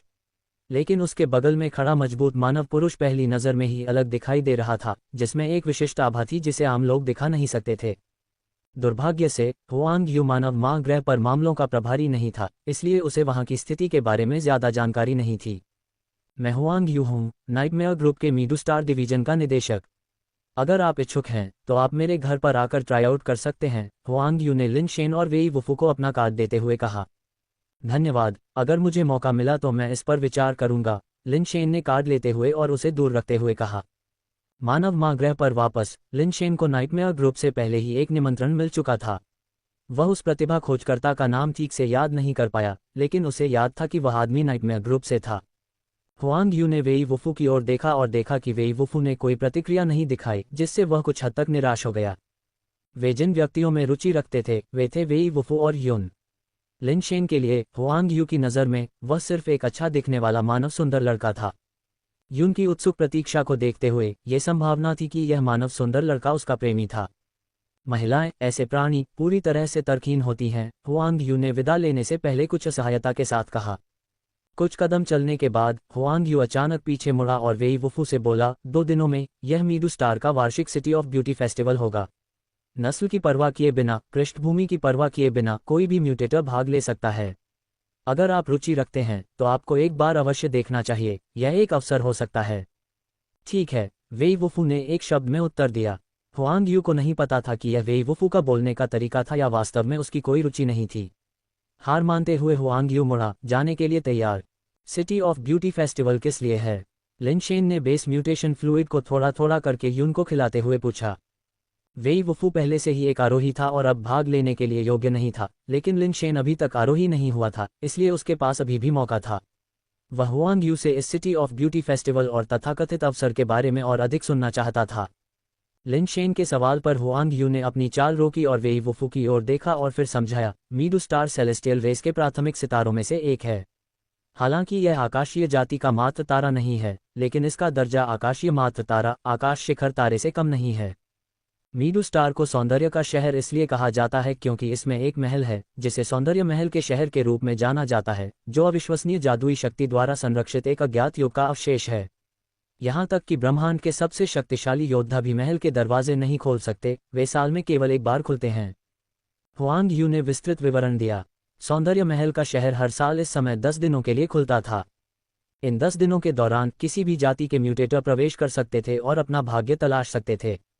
ये भाग्य वास्तव में आरोही अंडा था। महल के भीतर अज्ञात मूल से कई आरोही अंडे दिखाई दिए। वे साल में एक बार खुलते थे और हालांकि उनके पहली बार खुलने के कई साल हो चुके थे, फिर भी महल में प्रवेश करने वाला प्रत्येक व्यक्ति नए आरोही अंडे पा सकता था। ये कहना कि उन्हें आरोही अंडे मिले बिल्कुल सटीक नहीं था, क्योंकि अंडे वास्तव में खोजे नहीं गए थे। महल के भीतर कई चर्च जैसी इमारतें थीं और इन अभयारण्यों में प्रवेश करके कोई व्यक्ति दिव्य प्रतिमा के सामने आरोही अंडे को देख सकता था। अजीब बात यह है कि कुछ लोग चर्चों को खाली हाथ छोड़ देते थे, जबकि बाद में उसी चर्च में प्रवेश करने वाले अन्य लोगों को वास्तव में आरोही अंडे मिल सकते थे। इसलिए इन चर्चों को दिव्य चयन के हॉल भी माना जाता था, जहां केवल ईश्वर द्वारा चुने गए लोग ही आरोही अंडे पा सकते थे। बेशक ये केवल आम लोगों द्वारा रखी गई मूर्खतापूर्ण धारणा थी। जो लोग वास्तव में सौंदर्य के शहर को समझते थे वे जानते थे कि दिव्य से पहले आरोही अंडे प्राप्त करने के लिए किसी व्यक्ति के पास 3 बुनियादी तत्व होने चाहिए। सबसे पहले क्रिस्टल ग्रेड बेस म्यूटेशन पूर्णता की प्राप्ति थी, जिसका अर्थ है 100% की बेस म्यूटेशन दर किसी भी समय आरोही के लिए तैयार। दूसरा एक सुंदर और सुंदर रूप था। हालांकि यह मानक आसानी से परिभाषित नहीं किया जा सकता था क्योंकि हर जाति के पास सुंदरता के लिए अपने स्वयं के मानदंड थे। हालांकि सौंदर्य के शहर में सुंदरता को परिभाषित करने का अपना तरीका था, जो जरूरी नहीं कि हर किसी के सौंदर्य शास्त्र के अनुकूल हो। इसलिए जिन व्यक्तियों को उनकी जाति आकर्षक मानती थी उन्हें सौंदर्य के शहर द्वारा स्वीकार नहीं किया जा सकता था और वे खाली हाथ लौट सकते थे। तीसरा, पर्याप्त ताकत थी। कोई भी म्यूटेटर खुले दिनों में सौंदर्य के शहर में प्रवेश कर सकता था, लेकिन चर्चों में प्रवेश करने के लिए किसी के पास व्यक्तिगत रूप से उनके भव्य दरवाजे खोलने की ताकत होनी चाहिए। बेशक, ऐसे दुर्लभ उदाहरण हैं जहां जिन लोगों ने इन 3 तत्वों को पूरा नहीं किया, उन्हें ईश्वर से पहले आरोही अंडे मिले। ईश्वर द्वारा दिए गए आरोही अंडे की प्रजातियां बाहरी दुनिया में लगभग अदृश्य थीं, जिनमें यूनिकॉर्न प्रीमियम स्पीड आरोही पालतू जानवर सबसे आम थे। हर साल ऐसे लोग भी होते थे जिन्हें उत्परिवर्तित आरोही पालतू जानवर मिलते थे, और किंवदंती है कि किसी को एक बार एक देवदूत जैसा पालतू जानवर मिला था। ईश्वर द्वारा दिए गए आरोही अंडे की कई किस्में थीं, फिर भी सभी पालतू जानवरों में एक बात समान थी, वे अविश्वसनीय रूप से सुंदर थे। ब्यूटी के शहर में कोई बदसूरत पालतू जानवर पैदा नहीं हुआ। ये काफी दिलचस्प है, लिंशेन ने ये सुनने के बाद टिप्पणी की। चूंकि वह वैसे भी यहाँ था, इसलिए उसने अनुभव के लिए यहाँ आना उचित समझा। अगर उसे म्यूटेटेड असेंशन एग मिल जाए और अगर वह उसे सूट करे, तो वह इसका इस्तेमाल अपने पालतू जानवर को ऊपर उठाने के लिए कर सकता है। क्या कोई ब्यूटी के शहर के महल में प्रवेश कर सकता है? लिंशेन ने पूछा। इसे एक बार सेलेस्टियल्स ने कुछ समय के लिए सील कर दिया था, लेकिन बाद में इसे फिर से खोल दिया गया। अब किसी भी जाति का कोई भी व्यक्ति 1000 स्वर्गीय मुद्रा के लिए ब्यूटी के शहर में प्रवेश कर सकता है, हुआंग यू ने कहा, जिसकी नज़र युन पर टिकी हुई थी। लिंशेन द्वारा कुछ बेस म्यूटेशन फ्लूइड खिलाए जाने के बाद युन आखिरकार होश में आए और यह महसूस करते हुए कि वह लिंशेन द्वारा पकड़ी गई थी, जल्दी से मुक्त होने की कोशिश की। हिलना मत, तुम बहुत कमज़ोर हो, लिंशेन ने आह भरी। मैंने तुमसे कहा था कि तुम मेरा यहीं इंतज़ार करो, तब तक मत रुको जब तक तुम बेहोश न हो जाओ। क्या तुम इस बीच कुछ खाने पीने के लिए नहीं ढूंढ सकते थे? मुझे डर था कि तुम आओगे और मुझे नहीं पाओगे, ये सोचकर कि मैंने तुम्हारा इंतजार नहीं किया, युन ने बिना किसी और संघर्ष के डरते हुए कहा। लिंशेन उसके शब्दों से हैरान रह गया। अगर वह यहाँ आया होता और उसे नहीं पाया होता, तो शायद वह भी युन की तरह ही सोचता। इस विचार के साथ लिंशेन को अपराधबोध का एहसास हुआ। ये सब अब अतीत की बात है। मैं यहाँ हूँ और अब से मेरे अलावा कोई भी तुम्हें इस तरह से फिर से पीड़ित नहीं करेगा। धन्यवाद। युन पहले के शब्दों से भावुक होने लगी, उसकी भावनाएं उबलने लगी, उसकी आंखों के कोने थोड़े लाल हो गए, लेकिन अंत में उसे लगा कि कुछ गड़बड़ है।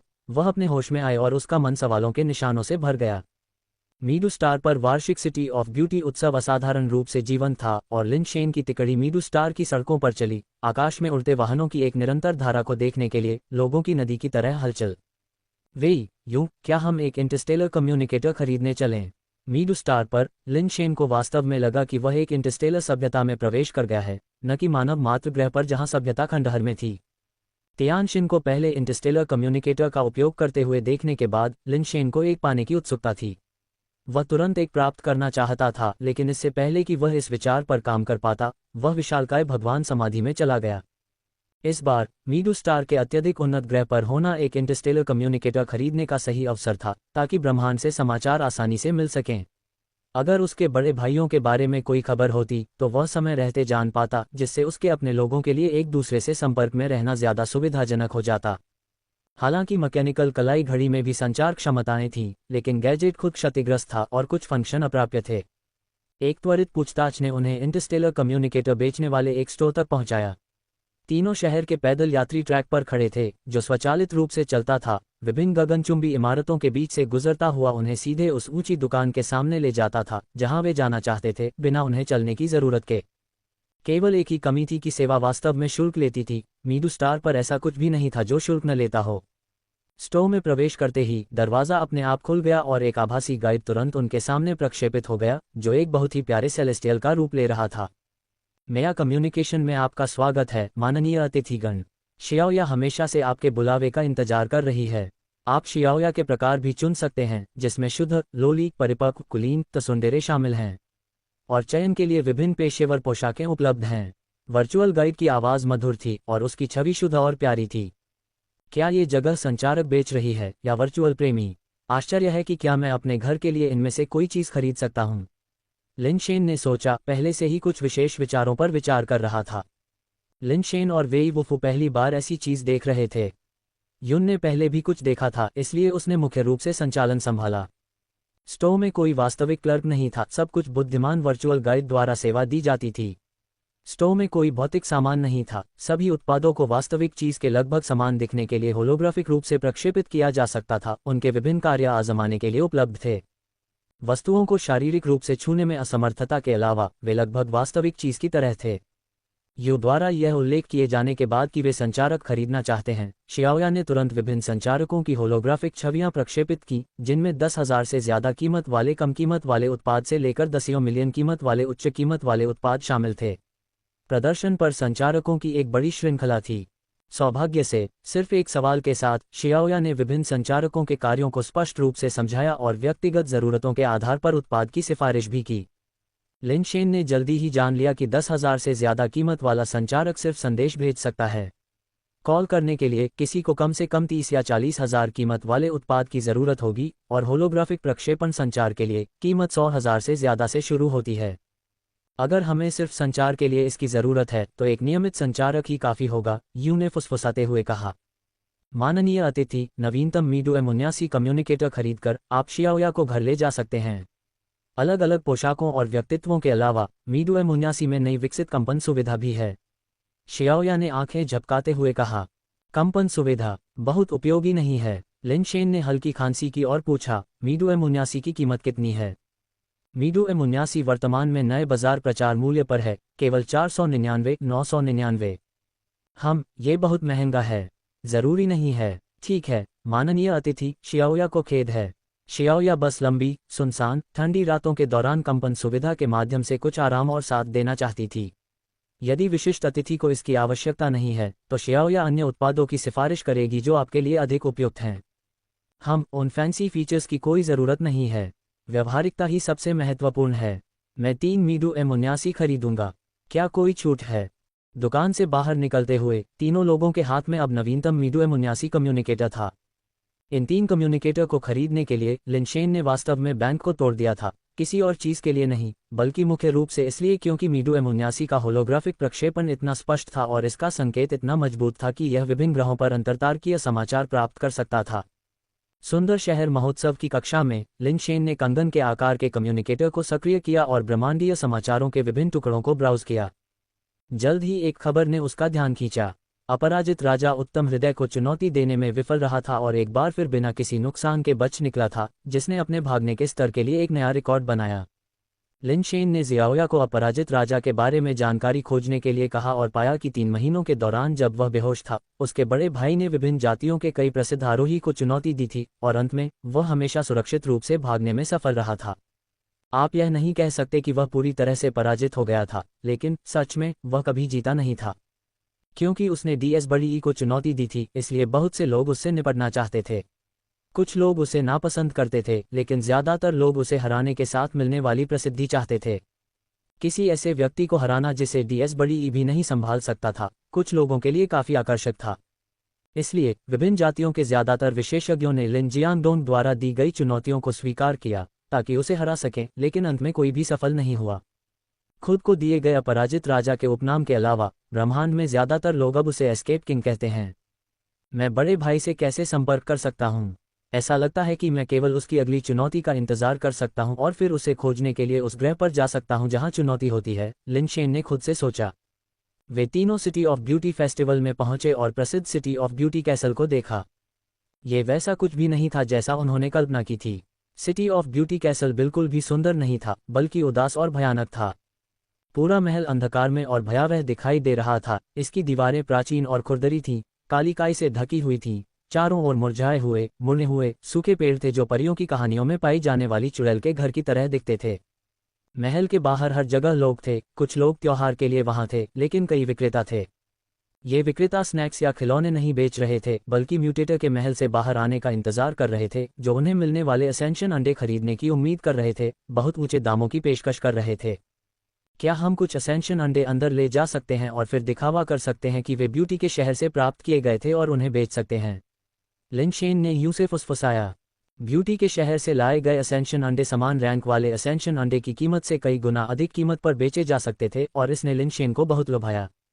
उन 3 संचारकों को खरीदने के बाद उसके पास वास्तव में पैसे की कमी थी। लेकिन जल्द ही लिन शेन को एहसास हुआ कि यह संभव नहीं था, क्योंकि महल में किसी ने एक आरोही अंडा प्राप्त किया था और फिर उसने महल के अंदर से प्रकाश की एक किरण को निकलते देखा जो आकाश में एक होलोग्राफिक छवि जैसी आकृति बना रही थी। एक आरोही अंडा आकृति में दिखाई दिया और फिर तेजी से प्रकाश छवि के भीतर बदल गया। एक सुंदर महिला योगिनी की आकृति में बदल गया, जो एक जीवन आधार पकड़े हुए थी, जो एक जादू की छड़ी जैसा दिखता था। Light elf. किसी ने लाइट एल्फ प्राप्त कर लिया है। होलोग्राफ में आरोही प्राणी की छवि को देखकर भीड़ तुरंत उत्साहित हो गई। व्यापारी उत्सुकता से महल के मुख्य द्वार की ओर देखते रहे, हर म्यूटेटर को देखते रहे जो बाहर निकलता था। वेई, तुम बाहर हमारा इंतजार करो, लिन शेन ने यून के साथ प्रवेश करने की तैयारी करते हुए कहा। चूंकि वेई वुफू पहले से ही आरोही स्तर पर था, इसलिए वह सौंदर्य के शहर में प्रवेश नहीं कर सका और उसे बाहर ही इंतजार करना पड़ा। मैं नहीं जा सकता, अंदर जाना सिर्फ पैसे की बर्बादी होगी। मैं भी बाहर तुम्हारा इंतजार करूंगी। यून ने इनकार में अपने हाथ हिलाए। उसे खुद पर भरोसा नहीं था और उसे विश्वास था कि मिश्र धातु स्तर के किसी व्यक्ति के रूप में वह निश्चित रूप से आरोही अंडा प्राप्त करने में सक्षम नहीं होगी। आरोही अंडा प्राप्त करना कोई मायने नहीं रखता। हम इतनी दूर से आए हैं, चलो अंदर जाकर देखते हैं। लिन शेन ने यून के विरोध को नजरअंदाज किया, शुल्क का भुगतान किया और उसे अंदर खींच लिया। यून को बहुत असहाय रूप से घसीटा गया। महल में प्रवेश करने पर उन्होंने पाया कि यह बाहर से जितना दिखता था उससे कहीं ज्यादा जीर्ण शीर्ण था। हर जगह अंधेरे और डरावने पुराने घर थे जिनमें से कई ढह गए थे। सड़कों पर पत्थर की पटियाएं भी अधूरी थीं, हर जगह गड्ढे और उबड़ खाबड़ थे। सौभाग्य से यहाँ विभिन्न जातियों के बहुत से लोग थे, जिससे कुछ हद तक उदास माहौल कम हो गया। लिन शेन ने देखा कि बहुत से लोग चच शैली की इमारत के सामने कतार में खड़े हैं। लाइन में इंतजार करना पसंद नहीं करने के कारण वह उनके साथ चलता रहा ताकि देख सके कि क्या कोई ऐसी जगह है जहां उन्हें कतार में नहीं लगना पड़े।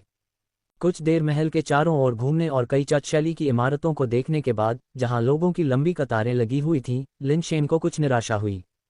यहाँ लाइन में कम लोग हैं, चलो जल्दी से लाइन में लग जाते हैं, लिन शेन ने तुरंत कहा जब उसे आखिरकार एक चच मिला जिसके सामने सिर्फ 2 लोग कतार में खड़े थे और उसने जल्दी से यून को खींचकर कतार में शामिल कर लिया।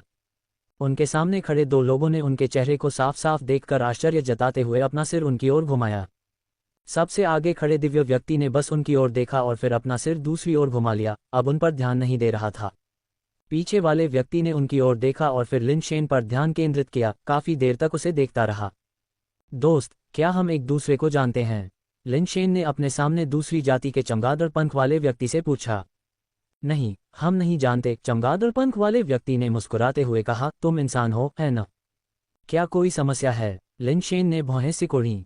कोई समस्या नहीं है, मेरा एक इंसान दोस्त था और हम दोनों काफी अच्छे से मिलते थे, इसलिए मुझे इंसान काफी पसंद हैं। चमगादड़ के पंख वाले आदमी ने मुस्कुराते हुए कहा। क्या तुम जानते हो कि यहाँ इतने कम लोग कतार में क्यों खड़े हैं?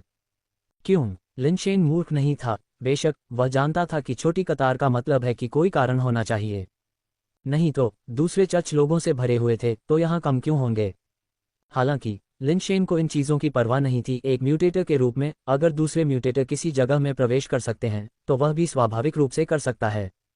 वैसे भी वह पहले प्रवेश कर रहा था। अगर कोई समस्या थी तो वह बस यूं को अंदर न जाने के लिए कह सकता था। चमगादड़ के पंख वाले आदमी ने हंसते हुए कहा, ऐसा इसलिए है क्योंकि इस चच के दरवाजे को खोलने के लिए 100 से ज्यादा लोगों की ताकत की जरूरत होती है, अन्यथा आप दरवाजे से अंदर भी नहीं जा सकते। दरवाजा खोलने के लिए इतनी ताकत की जरूरत होती है, कोई आश्चर्य नहीं कि यहाँ इतने कम लोग लाइन में हैं, लिन शेन ने कुछ आश्चर्य के साथ कहा।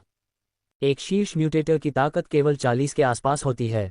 ताकत को दोगुना करने के कौशल के साथ भी कोई केवल 80 की ताकत तक ही पहुंच सकता है।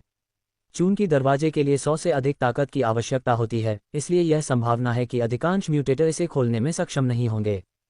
बेहतर होगा कि आप कतार में लगने के लिए जल्दी से किसी दूसरी जगह चले जाएं। यहाँ अपना समय बर्बाद न करें, चमगादड़ के पंखों वाले व्यक्ति ने सलाह दी।